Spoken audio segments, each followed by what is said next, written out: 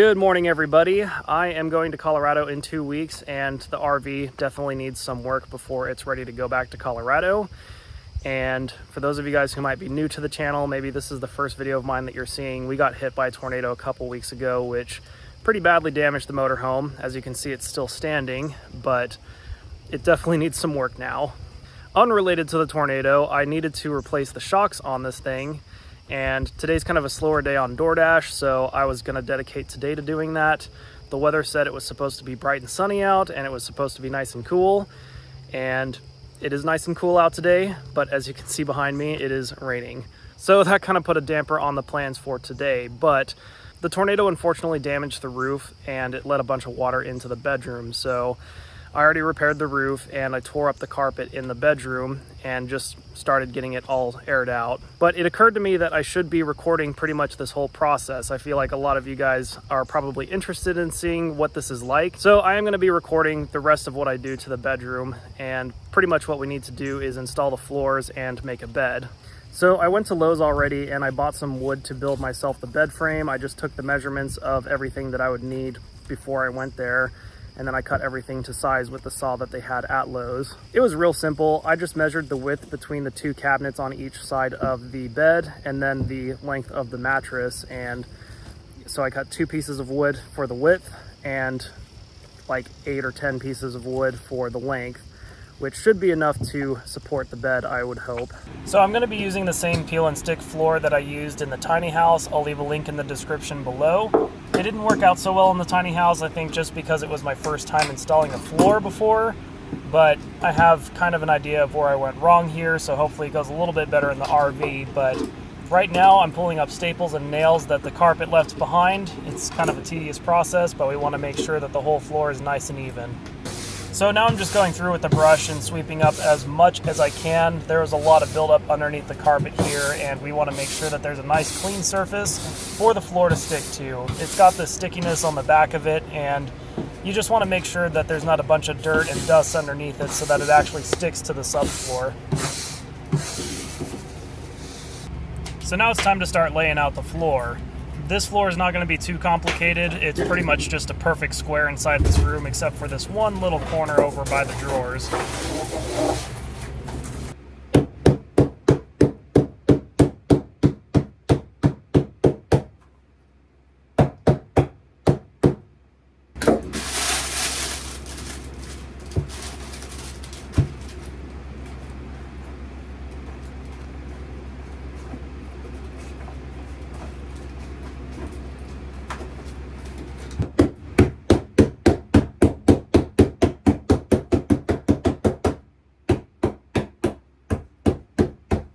So you might be noticing the section in the floor that's missing. I accidentally messed that up, so I had to cut that out. And I didn't bother replacing it just because it's going to be under the bed anyway, so it's not going to be visible. And my thinking here is, why should I fix something that's not going to be visible? But now it's time to start building the bed frame.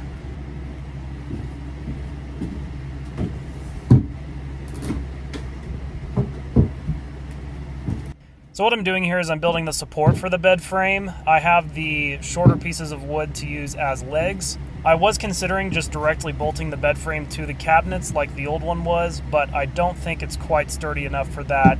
Even though that's how it was before, I just don't have confidence that it'll continue to support like that. So I made the legs, and I'm bolting them to the actual support part of the frame, and I'm bolting the legs to the cabinets just to keep them from moving back and forth.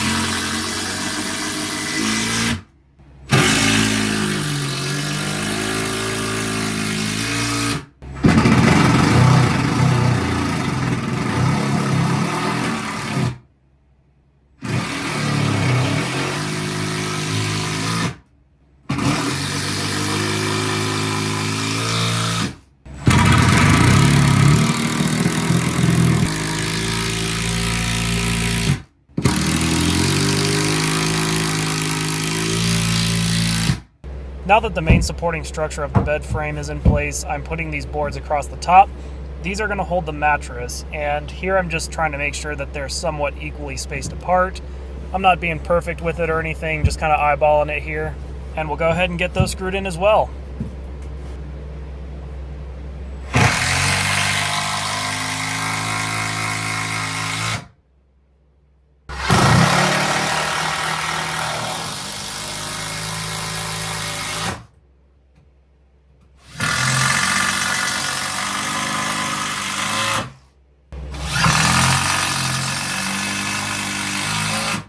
So it's a couple days later, and I am really loving this setup. This bed is much sturdier than it was before.